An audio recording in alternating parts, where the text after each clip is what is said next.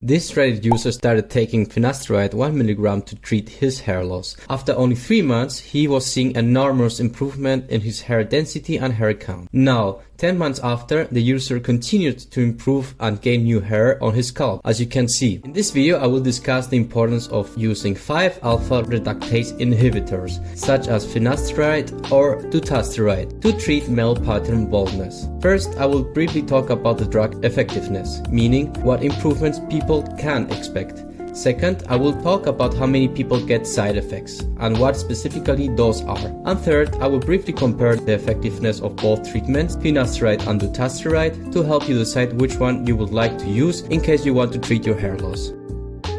To start talking about hair regrowth and its treatments, one needs to understand what causes it. It is very well accepted in the medical research that the main cause of androgenetic alopecia is a hormone called dihydrotestosterone, or DHT. This hormone is important in your teenage years, when you start developing your reproductive organs. However, after puberty, the hormone is basically useless and starts causing problems such as the enlargement of the prostate and also androgenetic alopecia. More than 50% of men and women will experience some type of baldness while they age, making this a worldwide problem, also causing to some stress and self-esteem issues. Then the solution to the problem should be very simple, right? Block the production of DHT and you should get your hair back. And yes, in a way, that's correct. If you block the production of DHT with a 5-alpha reductase blocker, such as Finasteride or dutasteride, you can expect to stop or even regrow lost hair. Isn't that great? Well, one can also ask to which extent those treatments really work. And that's exactly what this 2006 study did, doing a fantastic job in researching that, so that's what I'm going to analyze in this video. In this study, 416 subjects from an age range between 21 and 45 years old started taking either a placebo in the group 1 or the real treatment in the group 2.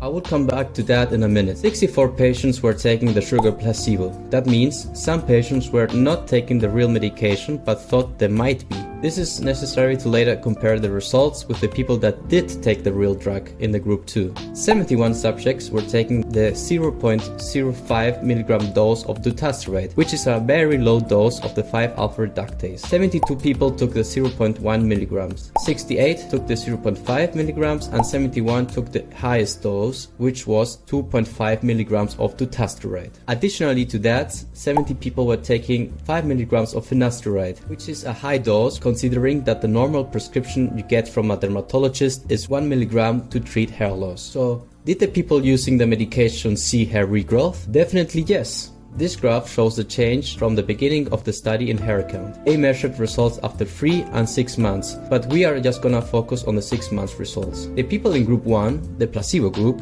actually lost an average of 32.3 hairs per square inch. This makes sense because the hair loss continued and no medication was stopping it. What about the people in the group 2, taking some dose of the medication? Well, the people taking the lowest dose of dutasteride, 0.05 mg, saw just a slight increase in new hairs, barely enough to stop losing new hairs. This alone just shows how even a slight dose of dutasteride is enough to stop further hair loss. Yet, the people taking the 0.1 mg dose saw a much better result, which was 78.5 new hairs per square inch. But wait, it doesn't end there. The people in the 0.5 mg group, which is the dose you would normally get prescribed by a doctor, saw an increase in 94.6 new hairs. At last, in the 2.5 mg group, there was an astounding increase of 109.6 new hairs. Let us not forget the group taking the other 5-alpha reductase blocker, 5 mg of finasteride. Although the result is not better than dutasteride at 0.5 or 2.5 mg, it scored with an average of 75.6 new hairs per square inch. Also reasonably good.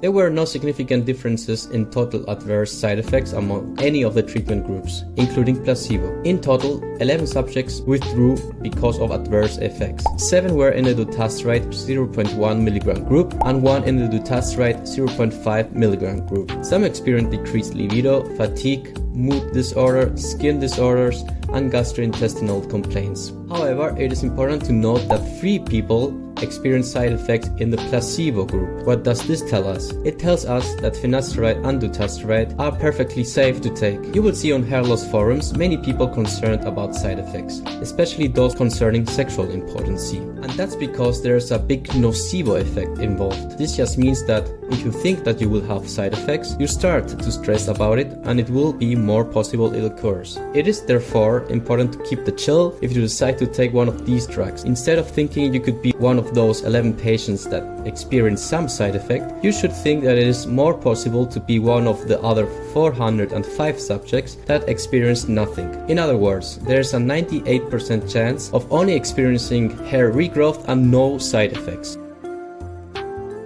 As we saw in the graph before, dutasteride clearly gets you better hair regrowth results than finasteride, but this doesn't necessarily mean you should opt for it. There are surely other factors one should take into account, which are the following. First, except of Japan and South Korea, dutasteride has not been approved as an anti-hair loss drug anywhere else in the world. It is currently only used to treat the symptoms of enlarged prostates. However, many dermatologists are prescribing it off-counter. Therefore, I advise to talk to your doctor and evaluate if it's something worth doing for you.